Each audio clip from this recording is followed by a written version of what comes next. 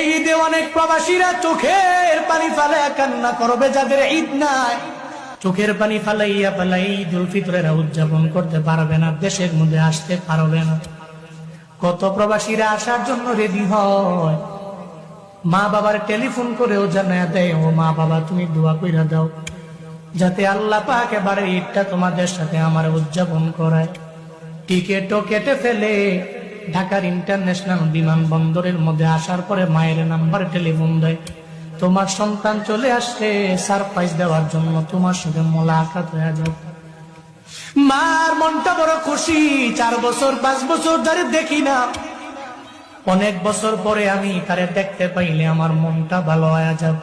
মনে রাখবেন, মার কাছে সন্তান এত পরিমাণে দামি, ওই সন্তানের দরবারে মায়ের টাকা চায় না, বাড়ি চায় না, গাড়ি চায় না। এই যে 2টা বছর 2.5 বছর 3 বছর আপনারে দুগ্ধ পান করাইল যেই মায়, জীবনে তো কোনোদিন আপনারে বলেন নাই এই দুধের দাম তুমি আমারে দিয়া বাড়ি বানাও, এই দুধের দাম দিয়া তুমি গাড়ি কিনো, আমার দুধের টাকা দিয়া তুমি প্রবাসে যাও, যা মন চায় তাই করো। মা জীবনে বলে না রে বাবা, আপনি আমি তো মিস করতে পারি না, প্রবাসীরা এরা ভালো করেই জানে, এরা মায়ের আদরটা পরিপূর্ণ মিস করে রে বাবা। আমি মায়ের বয়ান করলে এরা চোখের পানি ফালায়া ফালায়া কান্দে, গভীর রাতে টেলিফোন দিয়া দিয়া বলে হুজুর